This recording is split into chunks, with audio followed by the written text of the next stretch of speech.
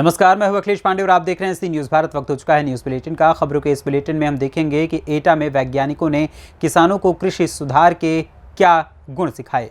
आगे देखेंगे इंदौर की खबर, जहां जानेंगे कि क्यों दुकानदारों और महिलाओं ने निगम के कर्मचारियों से की अभद्रता। इसी के साथ जानेंगे कानपुर में श्रीमद् भागवत कथा के द्वितीय दिवस में कथा सुनाते हुए समाज को क्या संदेश दिया गया। और भी तमाम खबरों पर आई विस्तार से करते हैं चर्चा।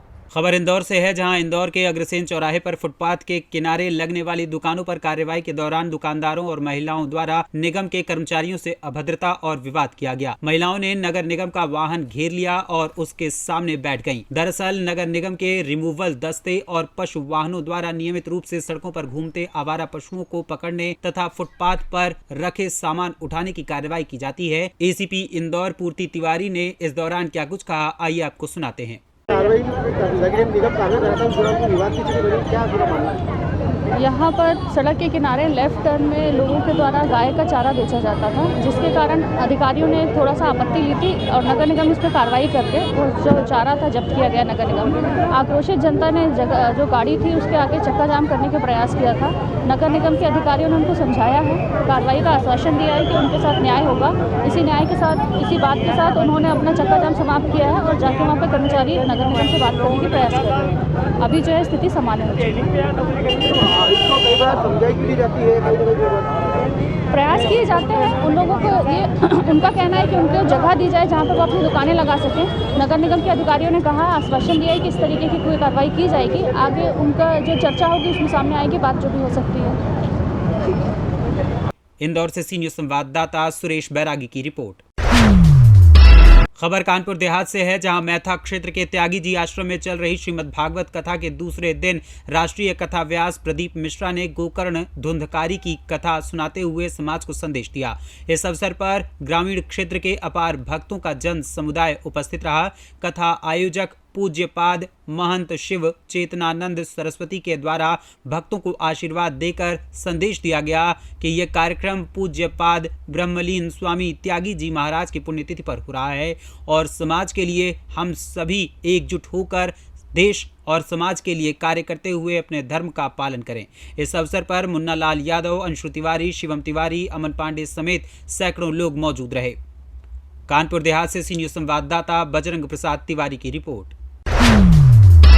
खबर जुन्नार देव छिंदवाड़ा से है, जहां जुन्नार देव कन्हान क्षेत्र में घटते कोल उत्पादन और नई खदानों को स्वीकृति नहीं मिल पाने के कारण इस क्षेत्र का विलय पेंच क्षेत्र में किए जाने का षड्यंत्र वेकोली द्वारा रचा जा रहा था, जिसकी जानकारी पूर्व विधायक नत्थन शाह कवरेती सहित क्षेत्रवासियों को मिली थी। जिसके बाद पूर्व विधायक कवरेती ने कन्हान क्षेत्र को मर्ज होने से पहले ही बचाने के लिए केंद्रीय कोयला मंत्री प्रहलाद जोशी को पत्र लिखा था। वहीं क्षेत्रवासियों ने कन्हान बचाओ मंच के माध्यम से पूरे कन्हान क्षेत्र में आंदोलन खड़ा किया था, जिसके बाद पूर्व विधायक के पत्र पर केंद्रीय कोयला मंत्री ने ध्यान आकर्षित करते हुए नत्थन शाह कवरेती को पत्र भेजा और इस मामले को शीघ्र दिखवाने की बात कही। सूत्रों की माने तो कन्हान क्षेत्र के पेंच क्षेत्र में होने वाले विलय को प्रबंधन ने फिलहाल टाल दिया है। तो पेंच में जो मर्ज करने का विषय है वो ऐसा लग रहा है कि फिलहाल टाल दिया गया है। ये कन्हान बचाओ मंच के सभी लोगों की जीत है। कन्हान बचाओ मंच में सभी व्यापारीगण, समस्त पत्रकार बंधु, समस्त जनता, जो आम जनता इसमें जो जुड़ी हुई है, ये उनके लिए हर्ष का विषय है। और परंतु अभी आगे भी इसमें जो खदानों के जो क्लियरेंस जो रुके पड़े हैं और नई खदानों की स्वीकृति नहीं आई है, उस संबंध में यदि सरकार इसमें निर्णय दे तो ये हमारे क्षेत्र के लिए गौरव का विषय होगा और आगामी विधानसभा में इसका फर्क भी आपको सामने नजर आएगा। मैं कन्हान बचाओ मंच के माध्यम से सभी लोग को ये अवगत कराता हूँ कि हम इसमें निरंतर प्रयास कर रहे हैं और आने वाले समय में भी आपको इसमें कुछ नया देखने को मिलेगा। धन्यवाद। जुन्नार देव छिंदवाड़ा से सी न्यूज़ संवाददाता वीरेंद्र अग्रवाल की रिपोर्ट। खबर संभल से है, जहां ब्लॉक प्रमुख रवि कुमार की अध्यक्षता में आज विकासखंड जुनावई परिसर क्षेत्र में पंचायत मीटिंग का आयोजन किया गया, जहां क्षेत्र पंचायत सदस्य ग्राम प्रधानों की बैठक की गई। क्षेत्र में हो रही समस्याओं के निस्तारण के लिए वार्ता भी की गई। साथ ही जो भी आगामी कार्य वर्ष की योजनाएं हैं उनके बारे में भी विस्तार से जानकारी और चर्चा की गई। आपको बता दें कि विकासखंड जुनावई क्षेत्र में तमाम ग्रामीणों की एक गंभीर समस्या बनी हुई है, जो कि गोवंश को लेकर है। आज बैठक में वीडियो अखिलेश कुमार ने बताया कि सभी ग्राम प्रधानों ने शासन प्रशासन की मदद से अपनी अपनी ग्राम पंचायतों में हर घर में एक गौवंश को बंधवाने को कहा है। सर, जैसा कि आज विकास खंड चुनावी परिसर में क्षेत्र पंचायत मीटिंग का आयोजन किया गया है, क्या जानकारी? आज क्षेत्र पंचायत सदस्यों एवं ग्राम प्रधान की एक बैठक बुलाई गई थी, जो क्षेत्र पंचायत की बैठक थी। इसमें क्षेत्र में चल रही जो भी समस्याएं उन पर वार्ता हुई और जो भी आगामी वर्ष की कार्य योजना बननी है उसके लिए प्रस्ताव लिए गए और जो भी समस्याएं पाई गई उनके समाधान के लिए रास्ता खोजा गया। सर, एक बड़ी गंभीर समस्या है किसानों की विकासखंड चुनावी क्षेत्र में गौवंश को लेकर एक समस्या बनी हुई है, तो इसका निस्तारण के लिए क्या कदम उठा रहे हैं? आज सभी प्रधानों ने ये तय किया है कि वो शासन प्रशासन की मदद से जो भी हमारा गौवंश घूम रहे हैं उनको आपसी समन्वय से हर घर बांधेंगे। संभल से सी न्यूज संवाददाता LK भारद्वाज की रिपोर्ट। खबर एटा से है, जहां संगम एग्री जंक्शन अवागढ़ पर NFL कंपनी के अधिकारियों व कृषि विज्ञान केंद्र अवागढ़ के वैज्ञानिकों ने किसानों को समझाए कृषि सुधार के गुण और नैनो यूरिया किस तरीके से खेती में लगनी चाहिए और कैसे किसान ज्यादा से ज्यादा लाभ प्राप्त कर सकते हैं, इस विषय में भी जानकारी दी गई।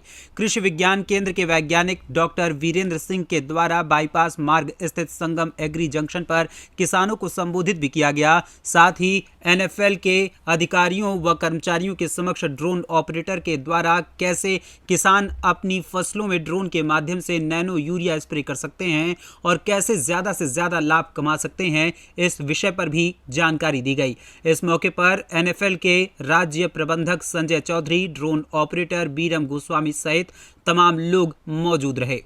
सर, आज कस्बा अवागढ़ में आपका आगमन हुआ है और क्या कार्यक्रम रहा है संगम एग्री मार्ट पर?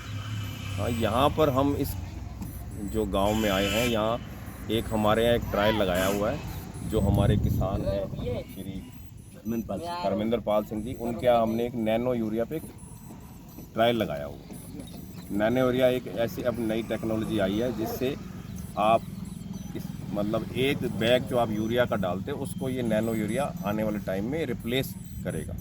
तो अगर वो हम किसी मैनुअल स्प्रे पंप से उसको स्प्रे करते हैं, उसमें किसान की मजदूरी भी ज़्यादा लगती है और टाइम भी ज़्यादा कंज्यूम होता है। अब ये एक गवर्नमेंट की तरफ से एक ये ड्रोन से इसको स्प्रे किया जाएगा, जिसका आज लाइव हम करने जा रहे हैं प्रदर्शन। हमारे इंजीनियर ये आए हुए हैं सामने, जो ये इसको अपने कमांड देकर इसको पूरे खेत को 1 एकड़ को इसमें आधा लीटर जो है नैनो जो है इसका पूरे खेत में 1 एकड़ में स्प्रे किया जाएगा। तो इससे किसान का टाइम भी बचेगा और मजदूरी भी बचेगी। और अगर ये नैनो यूरिया वो डालते हैं तो उनको एक जब भी कभी दुकान के पास जाएंगे तो इसको एक बोतल खरीदी और अपना एक थैले में डालिए और ला सकते हैं। ना उसको मजदूरी ले उठाने का कट्टे का दिक्कत, ना वो दिक्कत, तो ये एक फ़ायदा हो जाएगा। डॉक्टर साहब, ये आज यहाँ जो है ड्रोन का प्रदर्शन किया गया है, ये ड्रोन के बारे में आप क्या कहना चाह रहे हैं? कितना किसानों के लिए कारगर होगा? किसान कैसे इसका लाभ ले सकते हैं? देखिए, ये तो बिल्कुल साफ सुथरी बात है कि आने वाला समय स्प्रे के द्वारा खाद देने का है। लेकिन कुछ फसलें जब ज़्यादा ऊंची हो जाती है, जैसे मक्का की फसल, बाजरे की है, सरसों है, या किसी खेत में हम बढ़ते हैं तो पैरों से जो नुकसान होता है, ड्रोन सिस्टम के माध्यम से वो नुकसान हमारा बच जाता है। और ऐसी फसलें जो ऊंची हो गई, हम किसी तरह से स्प्रे नहीं कर पाते, कीड़ा भी लग जाता है, कभी खाद देना चाहते हैं, तो उसमें ये ड्रोन सिस्टम बहुत कारगर है। दूसरे, इसमें समय की बचत है और समय के साथ आदमी जब लेबर ढूंढता है, नहीं मिलता या सही तरह से नहीं कर पाता, तो उसमें ये ड्रोन सिस्टम कामयाब है। क्या कृषि विज्ञान केंद्र यहाँ के किसानों को इसके लिए प्रेरित करेगा क्या? कृषि विज्ञान केंद्र तो बहुत समय से ये कह रहा है कि पहले आप बैटरी सिस्टम या पेट्रोल वाली मशीन से करें, और ड्रोन सिस्टम आने के बाद में अगर ये सर्वाइव करते हैं, किसान लेते हैं, करवाते हैं, तो कृषि विज्ञान केंद्र उन्हें आमंत्रित करता है और स्प्रे के द्वारा नैनो यूरिया है या आपके जितने भी घुलनशील खाद हैं, दवाइयाँ हैं, उन सब का स्प्रे किसान के लिए आसान हो जाएगा। इसकी कीमत इतनी ज़्यादा रखी गई है, क्या छोटा किसान इसको ले सकता है? देखिए, कीमत तो आज आप देखो, जिस भी अच्छी चीज़ की है उसकी कीमत तो है ही, लेकिन एक ये बिजनेस के पॉइंट से एक किसान अपने लिए ले तो वो लाभकारी नहीं है। लेकिन अगर लेता है और पूरा गांव या आसपास उससे कराते हैं तो वो प्रतिदिन इससे एक अच्छी इनकम कमा सकता है और इसके लिए आदमी टेक्नीशियन हो जाएगा और वो पूरा काम इसमें करेगा। ड्रोन सिस्टम आने वाले समय की बहुत ज़रूरी चीज़ है, बड़े बागों के लिए, बड़े पेड़ों के लिए, बड़ी फसलों के लिए। धन्यवाद। एटा से सी न्यूज़ संवाददाता राघवेंद्र अगरिया की रिपोर्ट। फिलहाल के लिए इस न्यूज़ बुलेटिन में बस इतना ही। देश दुनिया की तमाम खबरों के लिए देखते रहें सी न्यूज़ भारत। हर खबर आपके साथ, आपके हाथ।